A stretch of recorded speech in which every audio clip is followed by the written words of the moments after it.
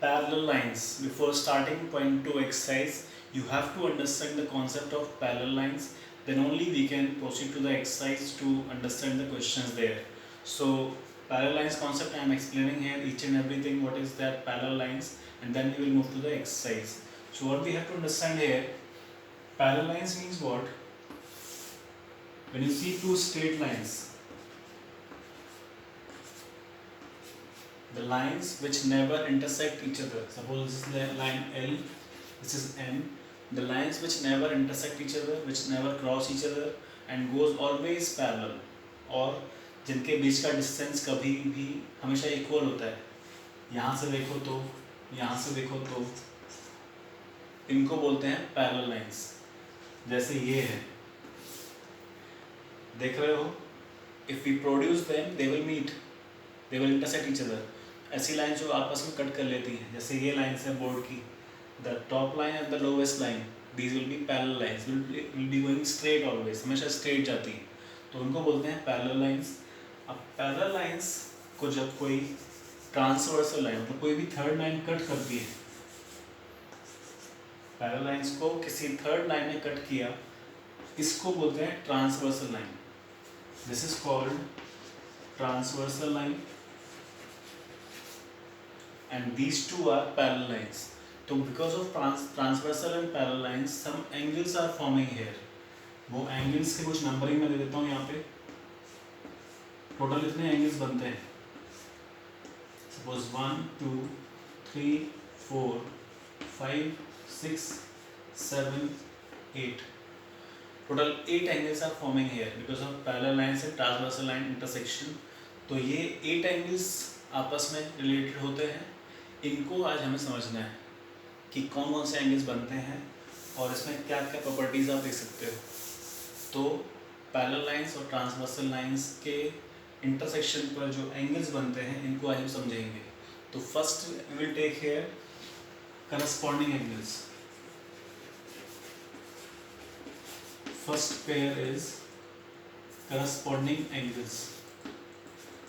ध्यान से देखो, वर्ड है करस्पॉन्डिंग एंगल्स. क्या होता है इसका मीनिंग, ध्यान से समझना है. यहाँ पर ऐसे एंगल्स जो सेम डायरेक्शन में है, मतलब कंपेयर करना है आपको इस लाइन के एंगल्स को और इस लाइन के एंगल्स को. Don't compare these all 1 to 4, no.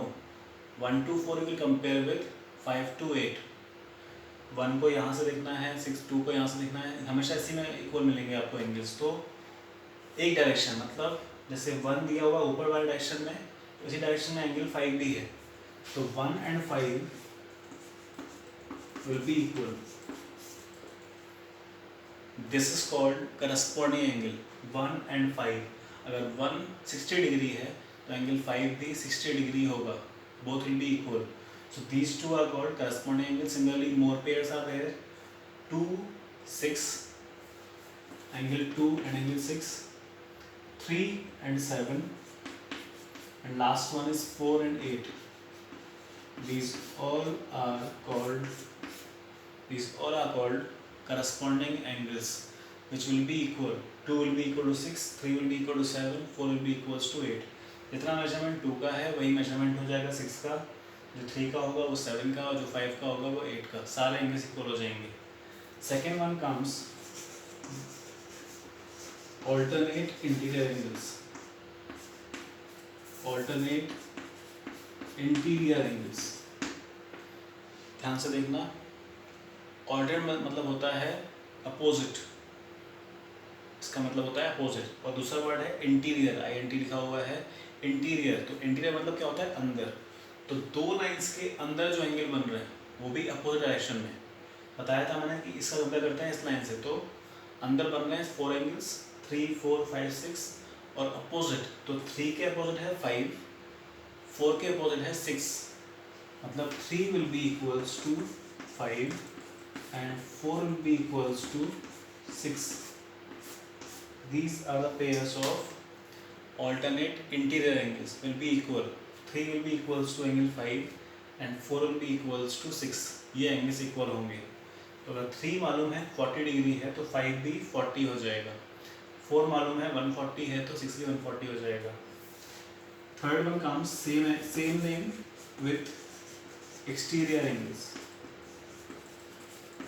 Alternate exterior angles. Exterior में क्या हो जाएगा, जो इंटीरियर में देखा था अंदर वाले, एक्सटीरियर में होंगे बाहर वाले। सेम कॉन्सेप्ट, 1 के सामने उल्टा बन रहा है 7, 2 के अपोजिट बन रहा है 8, तो 1 and 7 will be equal and 2 will be equals to 8. 1 equals to 7, 2 equals to 8. These all are the pairs which will be equal there. तो मेन ये एंगल्स हैं। एक और बचा हुआ है जो नेक्स्ट वीडियो में आपसे शेयर करूँगा फर्स्ट क्वेश्चन के बाद, उस टाइम देखेंगे हम एक और जो टाइप का एंगल बचा हुआ है। मेन आपको ये समझने हैं और कॉपीज़ में नोट करने हैं कि कौन से पेयर्स हैं जो इक्वल हैं। तो मेन कॉन्सेप्ट क्या है, if we know any one value out of this 8, अगर आपको 8 में से कोई भी एक एंगल भी मालूम है तो आप सारे एंगल फाइंड कर सकते हो। Only we have to use linear pair there. जैसे मैं बोलूँ यहाँ पे 1 हो गया suppose 60 degree, the value of 1 is 60 degree, तो we can find angle 2 by linear pair. Last exercise हमने किया होगा लीनियर पेयर, 180 से माइनस करेंगे 60 तो आ जाएगा 120, so this will be equals to 120. Now you can apply this concept to find the other angles. How?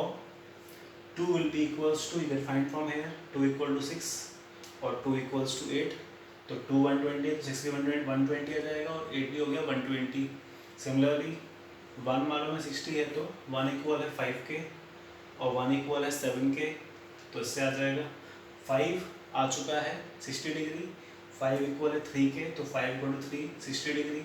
Means if you apply this all concept, all the angles you will get, only one angle we have to get. Agar one angle is given here, then we can find all other angles by using this concept of consecutive interior angles, corresponding angles, alternate interior angles and all these.